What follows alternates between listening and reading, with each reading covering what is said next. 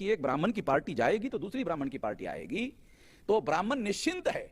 OBC ने ज्योतिराव को नेता नहीं माना, ओबीसी ने शाहू को नेता नहीं माना, ओबीसी को बाबा साहब अम्बेडकर को अपना नेता नहीं माना। नेता मानने का क्या मतलब है? उसका मकसद हमारा मकसद बनाना। इन लोगों की मदद लेकर एससी एसटी के पिछवाड़े पर गांधी कांग्रेस ने लात मारा। फिर इन लोगों के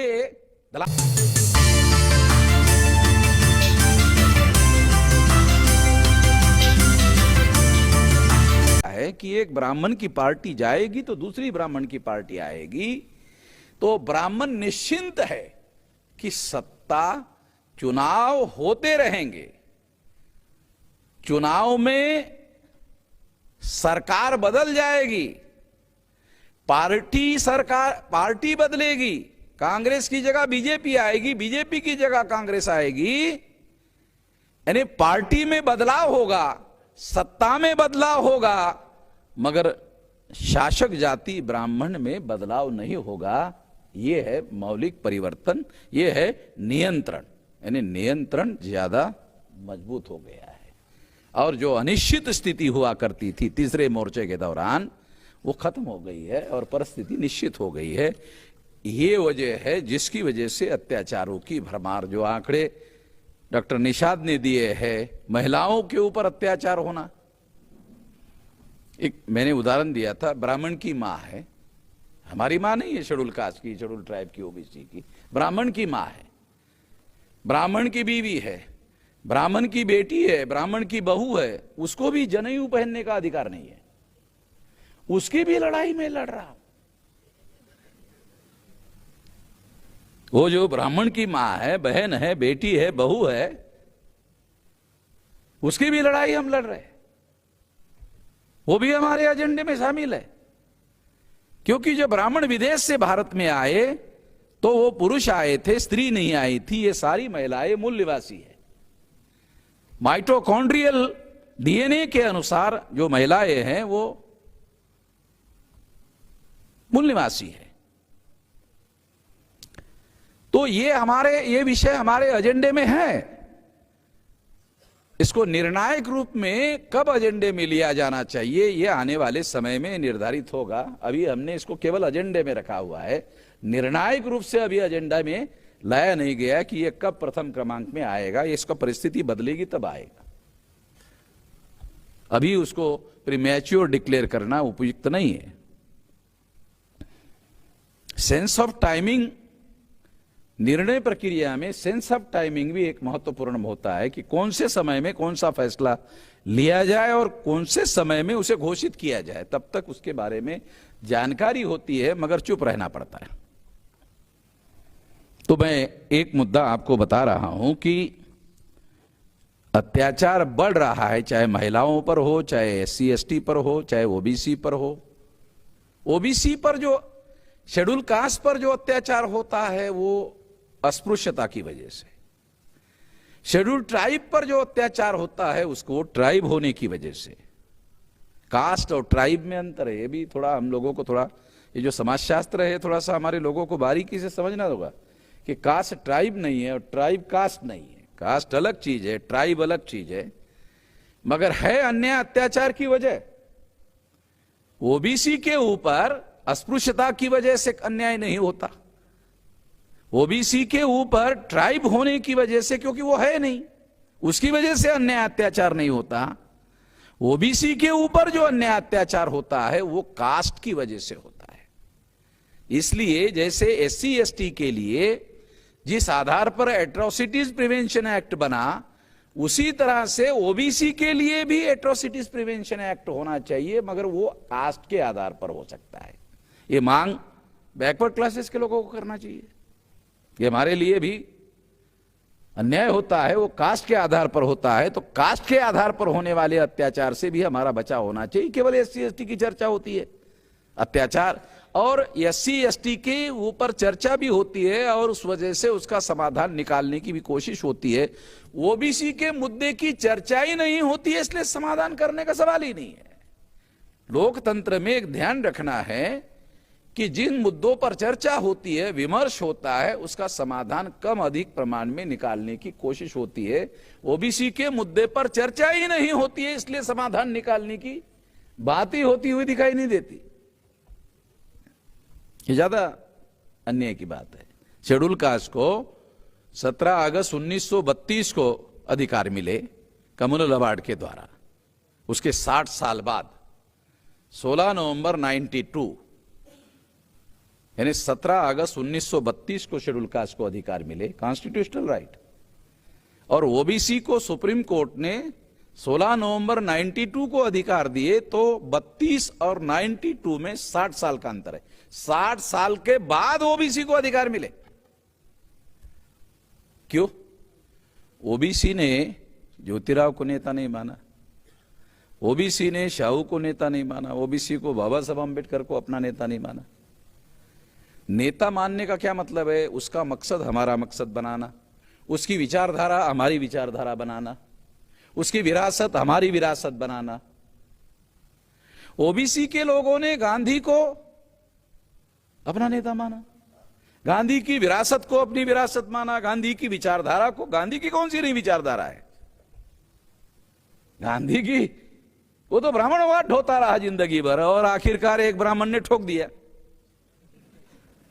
जिसकी विचारधारा को ढोता रहा उसी ब्राह्मण ने उसको एक बार ठोक दिया। कहा कि गांधी जी अब तुम्हारा अवतार कार्य समाप्त हो गया, तुम्हारे द्वारा हमको आजादी हासिल करनी थी वो हो गया। 15 अगस्त 47 को आजादी मिली, आप इसके बावजूद भी जीवित है। कोई जरूरी थोड़ी है अभी आपका जीवित रहना। आपका जीवित रहना तो जीवित कार्य खत्म, अवतार कार्य आपने जिसके लिए अवतार लिया था वो अवतार तो खत्म हो गया, वो मकसद तो पूरा हो गया। अब आपकी जीवित रहने की जरूरत क्या है? फिर भी आप जीवित है और 125 साल जीने की बात कर रहे हैं, तो बहुत ज्यादा अन्याय की बात है। ठोक दिया, राम नाम सत्य कर दिया।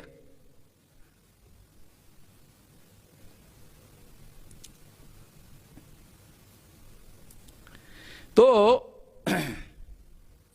जाति के आधार पर जो अत्याचार होता है, वो अत्याचार जिसके आधार पर बैकवर्ड क्लासेस के लोगों को रिलीफ मिलना चाहिए, उसके लिए कास्ट के आधार पर एट्रोसिटीज प्रिवेंशन एक्ट होना चाहिए।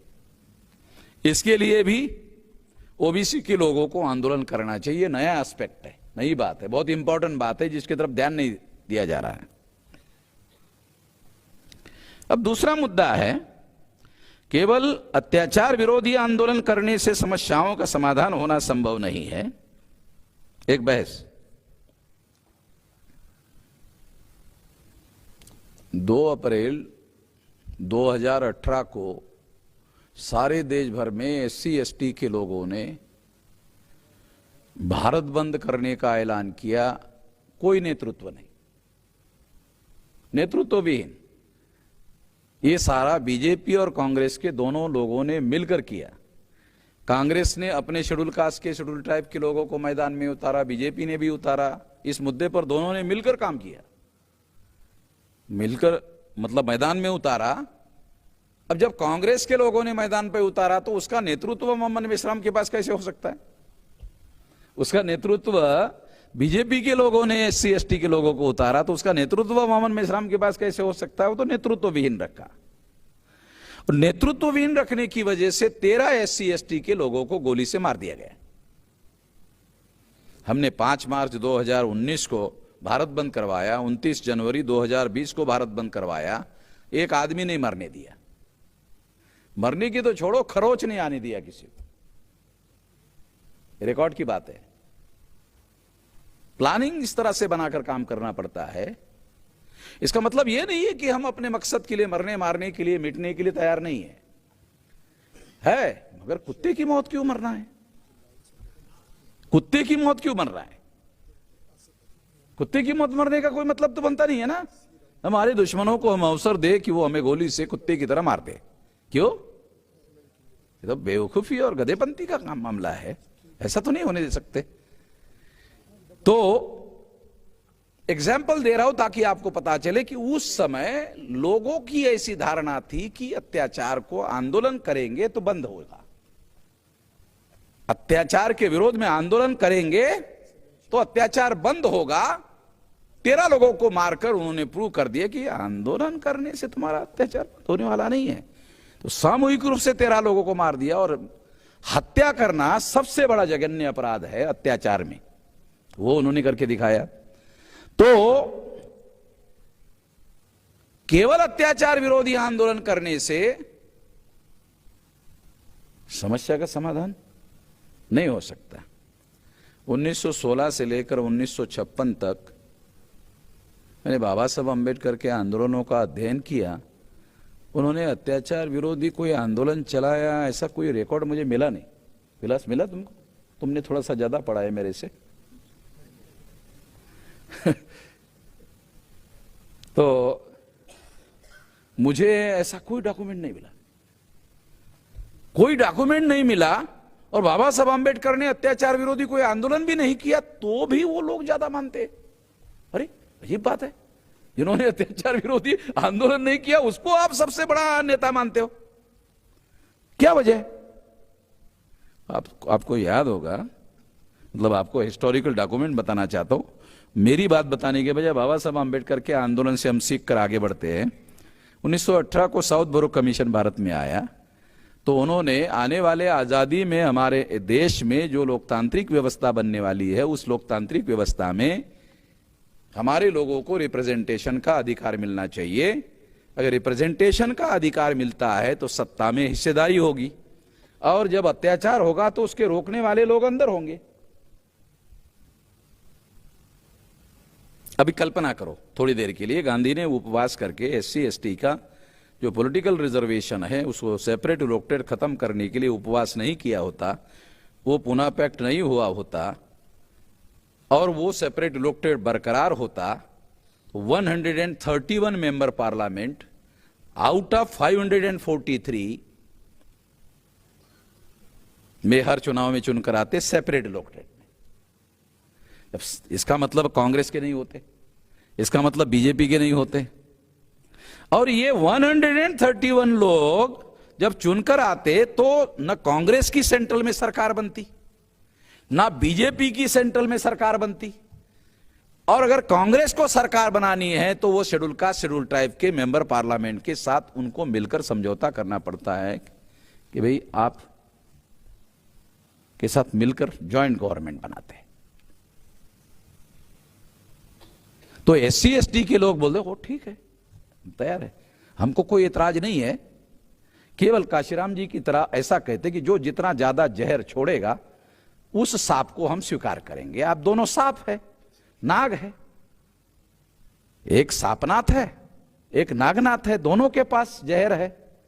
जो जितना ज्यादा जहर छोड़ देगा उतना कम हानिकारक होगा ना, हमको काटेगा और जहर कम रहेगा तो मरेंगे 2-4 घंटे के बाद मरेंगे, तब तक दवा हो जाएगा, इंजेक्शन लग जाएगा तो बचाव होने का खतरा है। तो SC ST के लोग ये बोलते कि ठीक है हमको कोई एतराज नहीं है, बीजेपी के साथ भी सरकार बनाई जा सकती है, कांग्रेस के साथ भी सरकार बनाई जा सकती है, बताओ कौन पार्टी हमारा प्रधानमंत्री बनाने के लिए तैयार है, यानी कौन ज्यादा जहर छोड़ने के लिए तैयार है। समझ में आ रहा है क्या समझाने का प्रयास कर रहा? सरकार उनको बनाना है। बाबा साहब अंबेडकर ने कितना लंबा दांव खेला था।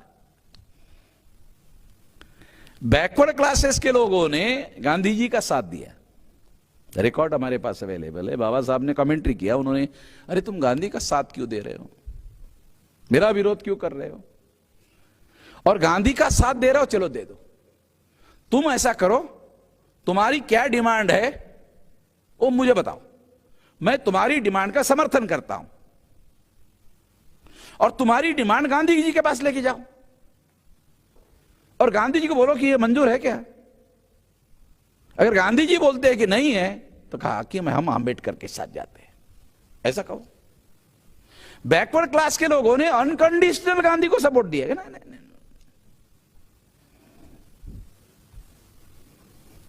गधेपन की हद होनी चाहिए, जो मैं बोलता हूं मूर्खता की साली हद होनी चाहिए। तब मुझे याद आया छत्रपति शाहू महाराज जीवित होते, ब्राह्मणों ने योजना बनाकर उसको मारा, अगर उस समय जीवित होते तो बाबा साहब अम्बेडकर के समर्थन में पहले से खड़े हो जाते, गांधी का उपवास हवा में उड़ जाता, कुछ कर नहीं पाते। क्योंकि ये जो कम्युनल रिप्रेजेंटेशन का जो कॉन्सेप्ट है अभी जो डॉक्यूमेंट उपलब्ध हुए वो तो शाहू महाराज ने बताया हुआ है। बाबा साहब आंबेडकर के दिमाग में भी मुझे लगता है शाहू महाराज की तरफ से ही डाला गया है, क्योंकि पहले बाबा साहब आंबेडकर कम उम्र के थे, वो ज्यादा उम्र के थे शाहू महाराज, उन्होंने कम्युनल रिप्रेजेंटेशन की बात उठाई थी। वो ऐसा डॉक्यूमेंट हमको मिला, विलास की किताब में वो छापा भी गया है। और इस बात को जो मराठा हिस्टोरियन है उन लोगों ने छुपा के रखा। ये भी बड़ी अजीब किस्म की बात है, इस बात को उन्होंने छुपा के रखा, मराठा लोगों ने। मराठा जो हिस्टोरियन है, इस बात को क्यों छुपा के रखा पता नहीं है। परिणाम क्या हुआ कि उन्होंने गांधी को साथ दिया, और फिर गांधी ने और कांग्रेस ने, जिन लोगों ने अनकंडीशनल गांधी को सपोर्ट दिया, फिर उन लोगों ने उन बैकवर्ड क्लासेस के लोगों को संविधान सभा में रिप्रेजेंटेशन भी नहीं दिया। इन लोगों की मदद लेकर एससी एसटी के पिछवाड़े पर गांधी कांग्रेस ने लात मारा। फिर इन लोगों के दलाल और भड़वे है, उनकी मदद से बैकवर्ड क्लासेस के पिछवाड़े पर लात मारा। कहा गया अब तुम्हारी क्या जरूरत है, अब तो एससी एसटी की मदद लेकर हम सेंट्रल में गवर्नमेंट बनाएंगे, अब ओबीसी की हमें जरूरत नहीं है। मैं बहुत रिलेवेंट एक्सप्लेनेशन और रिलेवेंट विश्लेषण कर रहा हूं। कुमार, समझ में आ रहा ना? मैं तुमको समझाया था, ये सारा डॉक्यूमेंट्री है। और ये बात मैं अपनी राय बताने के बजाय कि बाबा साहब आंबेडकर ने अत्याचार खत्म करने के लिए एक भी अत्याचार विरोधी आंदोलन नहीं किया। अत्याचार अगर होता है तो उसका समाधान कैसे होगा, उस समाधान पर काम किया। और समाधान क्या है? तो रिप्रेजेंटेटिव गवर्नमेंट में हमारे लोगों को एडेक्वेट रिप्रेजेंटेशन, यानी संख्या के अनुपात में हमारे लोगों को रिप्रेजेंटेशन मिले तो शेयर इन पावर होगा, सत्ता में हिस्सेदारी होगी। तो हमारा सत्ता में रहा हुआ आदमी, मंत्री जो है, वो इस इलाके के इंस्पेक्टर को टेलीफोन करेगा तो उसको हमारे आदमी को न्याय देना पड़ेगा, नहीं तो वो वहां नहीं रह पाएगा।